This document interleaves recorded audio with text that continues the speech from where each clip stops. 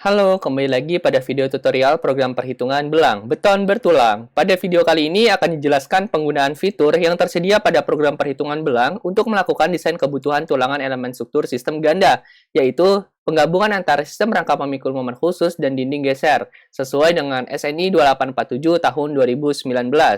Pada program perhitungan ini dapat mengakomodir perhitungan desain kebutuhan tulangan pada 4 elemen struktur, yaitu balok, kolom, pelat, dan dinding geser. Pada elemen struktur balok, terdapat 3 opsi pilihan, yaitu desain kebutuhan tulangan lentur, desain kebutuhan tulangan geser, dan desain kebutuhan tulangan torsi.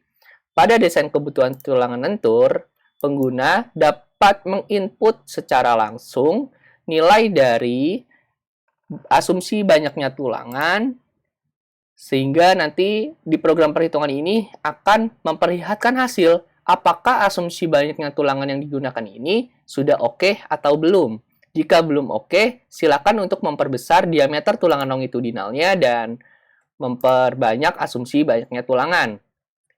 Berikutnya, untuk tulangan geser terdiri dari 2 opsi, yaitu tipe balok SRPMK dan tipe balok anak.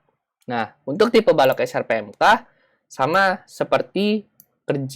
kerjanya seperti pada tulangan lentur sebelumnya, yaitu tinggal menginputkan saja angka-angka yang dibutuhkan dalam perhitungan, kemudian tinggal melakukan input asumsi jumlah kaki tumpuan, spasi sengkang, dan diameter tulangan sengkang yang digunakan.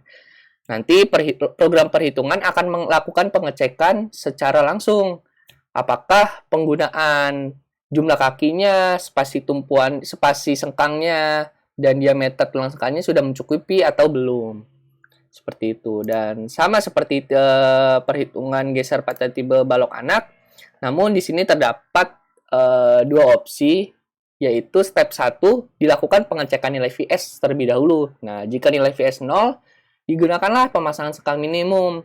Nanti pada program perhitungan ini akan ditampilkan hasil dari pemasangan sengkang minimumnya. Namun jika dalam program perhitungan menyatakan bahwa nilai VS ini lebih dari 0, maka akan menggunakan step 2 untuk VS lebih dari 0, seperti itu.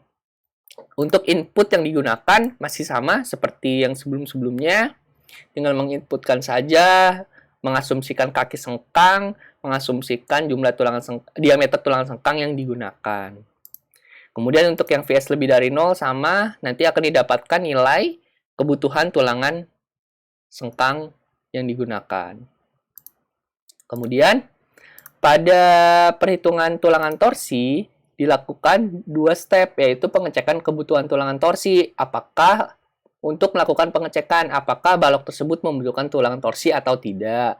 Kemudian untuk melakukan desain tulangan torsi jika balok tersebut membutuhkan tulangan torsi.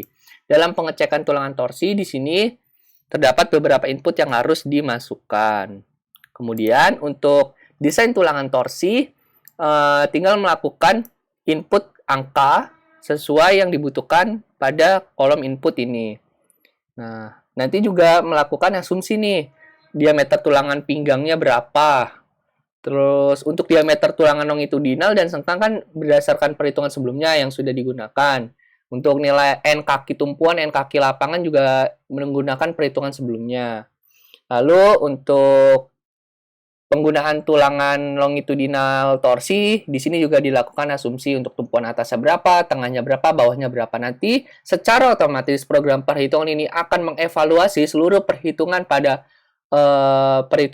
tulangan geser, apakah sudah memenuhi jika dipasang tulangan geser dengan kaki sebanyak ini dan spasi sebanyak ini. Dan juga akan mengkoreksi jika dibutuhkan tulangan torsi. Untuk apakah dibutuhkan tulangan tengah atau tidak, seperti itu. Kemudian pada elemen struktur kolom itu terdiri dari 2 step, yaitu untuk pengecekan tulangan longitudinal kolom dan tulangan transversal kolom.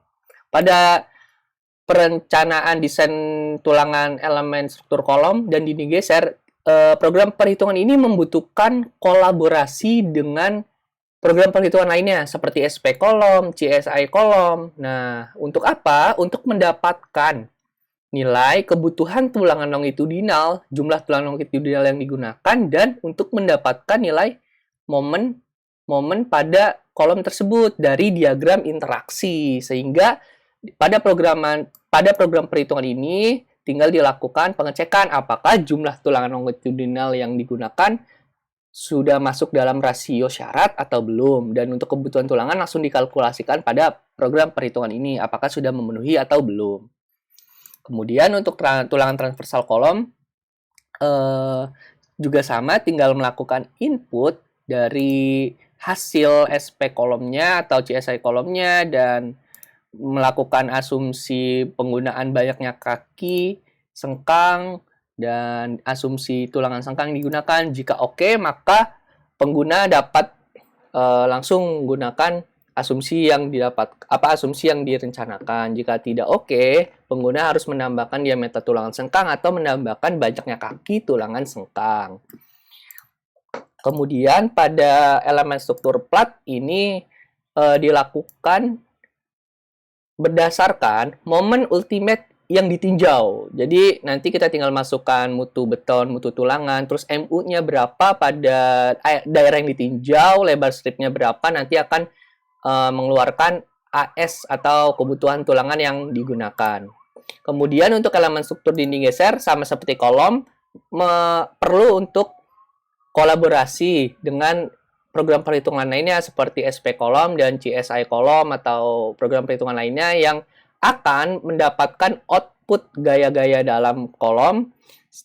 Yang selanjutnya juga akan mendapatkan diagram interaksi. Di sini terdapat dua opsi, yaitu kebutuhan tulangan minimum dan pengecekan elemen batas khusus. Nah, jika dibutuhkan elemen batas khusus, di sini juga ada nih untuk penulangan elemen batas khususnya, kebutuhannya seperti apa. Nanti pada step 1 ini kita tinggal masukkan saja input-input yang dibutuhkan. Ini PU terdiri dari 6 kondisi dan MU terdiri dari 6 kondisi. Sesuai hasil dari program perhitungan SP kolom atau CSI kolom. Kemudian pada penulangan elemen batas khusus, kita tinggal masukkan saja hasil-hasil yang mungkin didapatkan dari penulangan sebelumnya. Nanti tinggal ditambahkan saja jumlah kakinya berapa, diameter tulangannya berapa. Nanti jika sudah oke, maka program perhitungan ini juga akan mengeluarkan hasil kebutuhan tulangan yang akan digunakan. Demikian video singkat mengenai tutorial penggunaan program perhitungan beton bertulang pada kegiatan desain tulangan pada elemen struktur sesuai dengan SNI 2847-2019 dengan metode ganda.